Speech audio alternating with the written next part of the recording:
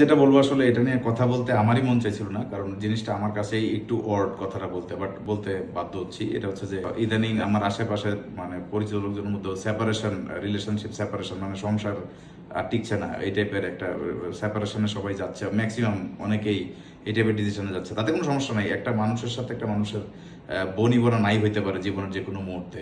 এটা মানে এত কমপ্লিকেটেড কিছু না, ইজি ব্যাপার। কিন্তু একটা জায়গায় একটু মানে বলতে ইচ্ছে করলো, এই কারণে আসছে। এটা হচ্ছে যে যদি সেটা হয় অর্থনৈতিক কারণে, তাহলে এটা খুব একটা কষ্টের ব্যাপার। অর্থের কারণে যদি কেউ কেউ ছেড়ে চলে যায়, তো এটা এটা একটা কষ্টদায়ক ব্যাপার। আরেকটা ব্যাপার হচ্ছে যে ছেড়ে চলে গেছে তার উদ্দেশ্যে বলতেছি, আর যাকে ছেড়ে চলে গেছে তার উদ্দেশ্যে বলতেছি, সে ছেলে হোক বা মেয়ে হোক। অর্থের কারণে যদি কেউ আপনারা ছেড়ে চলে যায়, শুধু অর্থের কারণে, অর্থ কষ্ট বা অর্থ সমস্যার কারণে, এর চেয়ে বড় ব্লেসিংস যাকে ছেড়ে সে যাবে তার লাইফে সৃষ্টিকর্তার বড়, এর চেয়ে বড় ব্লেসিংস আর হইতে পারে না। কারণ অর্থের জন্য যে আপনার কাছে থাকবে সে আপনার ক্ষতিই করবে, আর অর্থের কারণে যে চলে যাবে ওইটা আপনার সৃষ্টিকর্তার সবচেয়ে বড় ব্লেসিংস আপনার উপরে। এটার জন্যই সে ছেড়ে চলে গেছে। আর সংসারটা ভাঙার আগে একটা জিনিস চিন্তা করে নেবেন, এটা হচ্ছে একটা সংসার করতে হয়তো বা 3 বছর, 5 বছর বা 10 বছর সময় লেগে গেছে, কিন্তু এটা ভাঙতে ম্যাক্সিমাম 8-10টা সিগনেচার, আর হচ্ছে 3 থেকে 4 মাস সময় লাগে। তো 10 বছরের জিনিস 4 মাসে, 1 মুহূর্তে নষ্ট হয়ে যায়।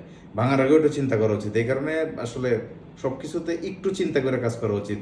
গড়ার আগেও চিন্তা করা উচিত, ভাঙার আগেও চিন্তা করা উচিত। ধন্যবাদ।